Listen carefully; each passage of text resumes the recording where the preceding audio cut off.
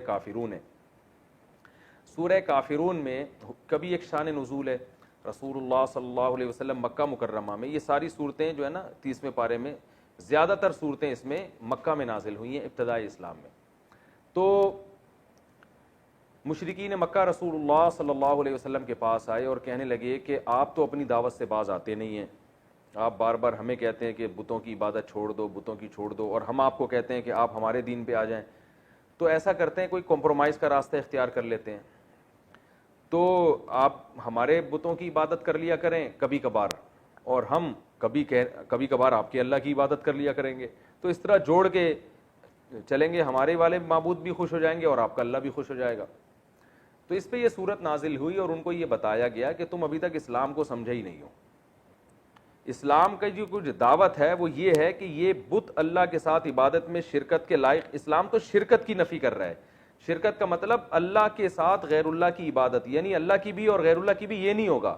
اسلام کا دعویٰ ہے کہ عبادت صرف اللہ ہی کی ہوگی. تو میں اگر اللہ کے ساتھ ان کی عبادت کر لوں تو میرا تو پھر میں تو اپنے دعوے میں ہی جھوٹا ہو گیا. تو اسلام کی دعوت تو پھر ختم ہو گئی. تو اللہ کے ساتھ ان معبودوں کی عبادت کر لی تو یہ کون سا کمال کر دیا. تو یہ توحید جو ہے نا، عقیدہ توحید، یہ اس سورت کا جسے کہتے ہیں نا سینٹرل آئیڈیا، یہ سورت کا جو اصل پیغام ہے وہ یہ ہے کہ اے نبی آپ ان کو دو ٹوک الفاظ میں واضح لفظوں میں بتا دیں کہ تم جن معبودوں کی عبادت کر رہے ہو مجھ سے اس کی امید مت رکھو کہ میں عبادت کروں گا، اور تمہاری ہٹ دھرمی دیکھ کے پتہ چل رہا ہے کہ تم نے بھی میرے معبود کی عبادت نہیں کرنی ہے. اور ویسے بھی اگر تم ان معبودوں کی عبادت کر کے میرے معبود کی عبادت کرو گے بھی، اللہ کی عبادت، تو اللہ اس عبادت کو قبول نہیں کرے گا. لہذا وہ عبادت کرنا نہ کرنا برابر ہے. تو اللہ کی نظر میں تم عبادت نہ کرنے والے ہی کہلاؤ گے. تو یہ سورت کا مضمون ہے. قل یا ایھا الکافرون، اے نبی آپ کافروں سے کہہ دیجئے، لا اعبد ما تعبدون، میں ان معبودوں کی عبادت نہیں کرتا جن کی عبادت تم کرتے ہو، ولا انتم، اور نہ ہی تم، عابدون عبادت کرنے والے ہو، ما اس معبود کی، اعبد جس کی میں عبادت کرتا ہوں. اب سوال پیدا ہوتا ہے وہ تو تیار تھے عبادت کرنے کے لیے، تو نبی ان سے یہ کیوں کہہ رہے ہیں کہ تم بھی اس کی عبادت کرنے والے نہیں ہو جس کی میں عبادت کر رہا ہوں.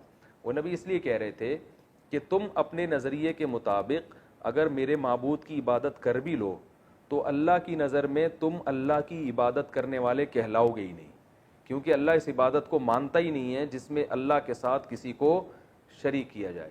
اس لیے بتا دیا کہ تم بھی میرے معبود کی عبادت کرنے والے نہیں ہو. تم اس خوش فہمی میں نہ رہو کہ تم ادھر بتوں کی بھی عبادت کرو گے اور اللہ کی بھی عبادت کرو گے تو کچھ دین حق کا حصہ تمہیں بھی مل جائے گا اور کچھ اللہ تمہیں کچھ نواز دے گا اس پہ. تو اس خوش فہمی میں مبتلا مت رہو. ولا انتم عابدون ما اعبد، تم کون سا عبادت کرنے والے ہو اس معبود کی جس کی میں عبادت کرتا ہوں. تو وہ عبادت تمہاری ہونا نہ ہونا برابر ہے. تو جیسے تم اپنے ہٹ دھرمی پہ قائم ہو اور شرک کر رہے ہو اور تم اللہ کی عبادت نہ کرنے والے شمار ہو رہے ہو، تو ایسے بھائی ہم بھی پھر اپنے دین پر مضبوط ہیں، ہم بھی تمہارے معبودوں کی عبادت نہیں کریں گے. تو اسی آیت کو پھر دوبارہ دہرایا گیا تاکید کے لیے کہ ولا انا عابد ما عبدتم، نہ میں اس کی عبادت کرنے والا ہوں جس کی عبادت تم کرتے ہو، ولا انتم عابدون ما اعبد. یعنی اسی مضمون کو تکرار کیا گیا. قرآن میں ایسا ہے کہ ایک آیت کو بار بار تکرار کیا گیا ہو تاکید کے لیے. جیسے ہم کسی کو بات سمجھاتے ہیں نا تو ایک دفعہ کہتے ہیں، پھر دو دفعہ کہتے ہیں، پھر تین دفعہ کہتے ہیں. تو یہ عرب کا ایک دستور تھا، اس طرح سے بات کو سمجھایا کرتے تھے. قرآن میں اس کی بہت مثالیں ملتی ہیں. تو اللہ نے فرمایا کہ آپ ان سے کہہ دیجئے کہ تم بھی اس کی عبادت نہیں کرتے جس کی میں عبادت کرتا ہوں، اور ولا انا عابد ما عبدتم، اور نہ میں اس کی عبادت کروں گا جس کی تم عبادت کرتے ہو. تو نہ فی الحال ایسا ممکن ہے، نہ مستقبل میں ایسا ممکن ہے. لکم دینکم ولی دین، تمہارے لیے تمہارا دین اور میرے لیے میرا دین.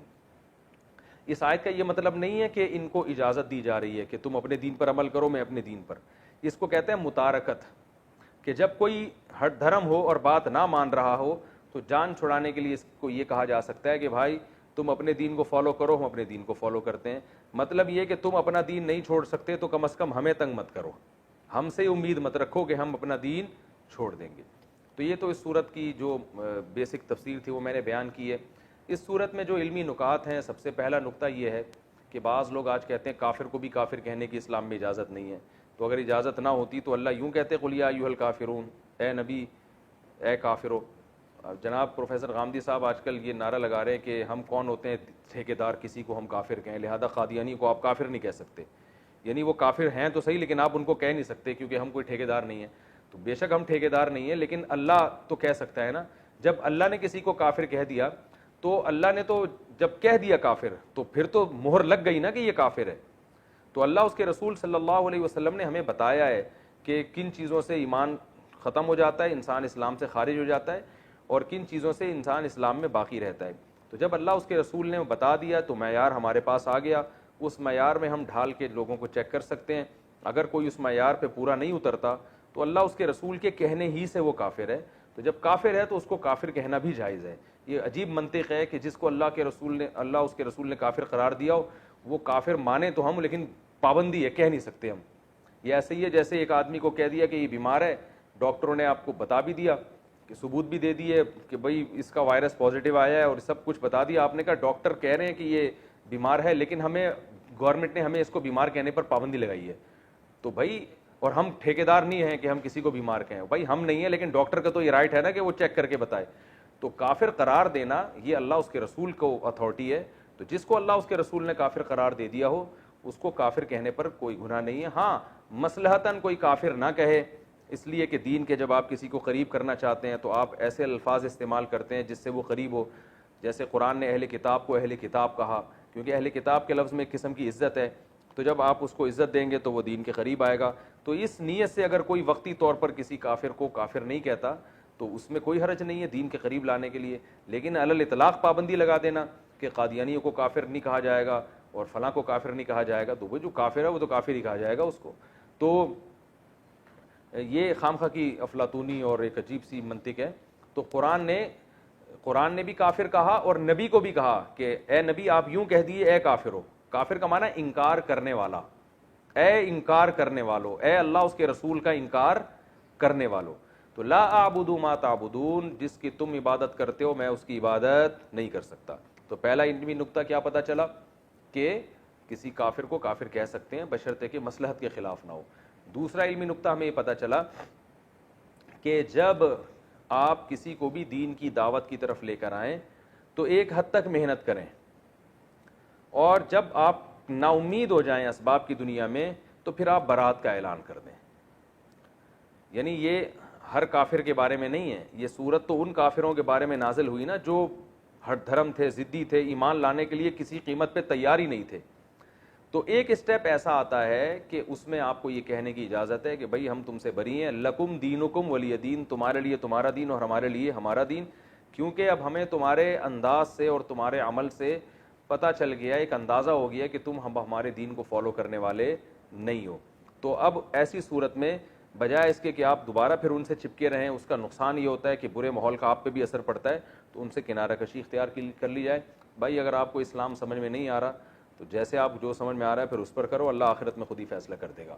تو چونکہ یاد رکھو اس صورت کا یہ مطلب ہرگز نہیں ہے کہ لکم دینکم ولی دین. کیونکہ میرا ایک عیسائی سے مناظرہ ہو رہا تھا، مناظرہ تو نہیں بحث ہو رہی تھی، تو عیسائی نے کہا آپ کے تو قرآن میں خود لکھا ہوا ہے لکم دینکم ولی دین، مسلمانوں کے لیے اسلام ہے اور ہمارے لیے ہمارا دین، تو ہمارے لیے عیسائیت ہے، تو ہمیں عیسائیت پہ ہی اللہ بخش دے گا. میں نے کہا عیسائیت کا یہ مطلب نہیں ہے بھائی. عیسائیت کا مطلب یہ ہے کہ تم نے بات تو ماننی نہیں ہے تو دنیا میں ہم تم سے برات کا اعلان کرتے ہیں اور ہم تم کو چھیڑیں گے نہیں.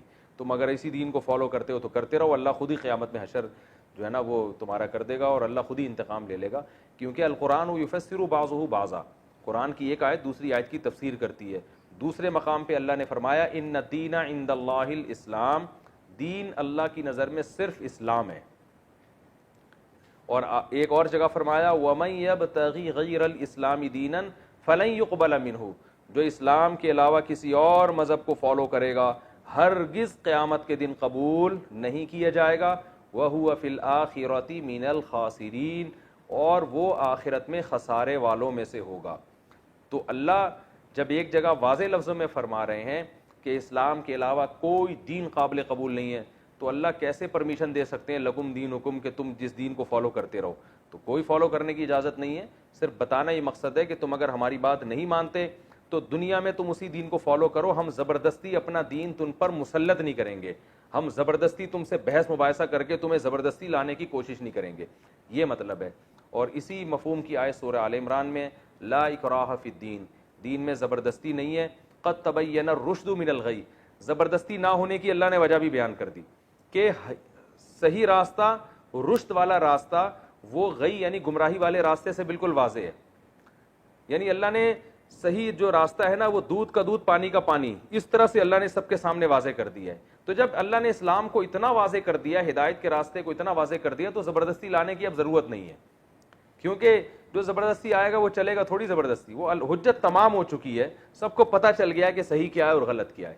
تو یہ تمام آیتوں کو آپ ملاتے ہیں تو صاف پتہ چلتا ہے کہ لکم دینکم ولی دین کا یہ مطلب ہرگز نہیں ہے کہ تم اپنے دین کو فالو کرو, تمہیں اجازت ہے. نہ نہ نہ نہ, دنیا میں اجازت ہے, آخرت میں سزا ملے گی. اور تیسرا نقطہ اس آیت سے ہمیں یہ بھی پتہ چلتا ہے کہ کسی کو زبردستی مسلمان نہیں بنایا جا سکتا. دو میں نے علمی نقطے بیان کر دیے نا, پہلا کہ کافر کو کافر کہنا جائز ہے, دوسرا کیا ہے کہ جب آپ کو نا امید ہو جائیں کسی کی دعوت پہ تو اس پہ ٹائم ضائع کرنے کے بجائے کسی اور کام میں انسان کو کسی اور کو دعوت دینی چاہیے. بعض لوگ ایک ہی آدمی کے پیچھے پڑے رہتے ہیں, ایک ہی فرقے کے پیچھے پڑے رہتے ہیں ساری زندگی. بھائی نہیں صحیح آ رہا تو اپنی صلاحیتوں کو کسی اور جگہ خرچ کرو. بہت سے لوگ ایسے ہیں جن میں ہدایت کا جذبہ ہے, تو ان پہ اپنی صلاحیتوں کو خرچ کرو, وہ ہدایت لے آئیں گے. تو ہر دھرم لوگوں کو چھوڑ دینا چاہیے. تو یہ دوسرا نقطہ ہوا. تیسرا علمی نقطہ کیا ہوا کہ ایک انتہا کے بعد تیسرا علمی نقطہ یہ ہوا کہ لکم دینکم ولی دین میں اللہ تعالیٰ نے یہ ہمیں بتا دیا کہ آپ اپنا دین زبردستی کسی پہ مسلط نہیں کر سکتے. تو اسلام میں ایسا ہی ہے کہ کوئی اگر اسلام میں داخل نہ ہونا چاہے تو کہیں تلوار کا استعمال کی اجازت نہیں دی گئی ہے کہ لازمی اس کو واپس دین کی جو ہے نا اسلام میں داخل کیا جائے. البتہ کوئی مسلمان ہو پہلے سے اور وہ اسلام کو چھوڑ دے تو پھر حکومت کے لیے جائز نہیں ہے کہ اس کو اس غیر اسلام پہ باقی رہنے دے, کیونکہ اس کو پھر محاربہ سمجھا گیا ہے, اعلان جنگ سمجھا گیا ہے, کیونکہ اس نے اسلام کے محاسن اپنی آنکھوں سے دیکھے, اس کا عذر پھر چھوٹا نہیں ہے.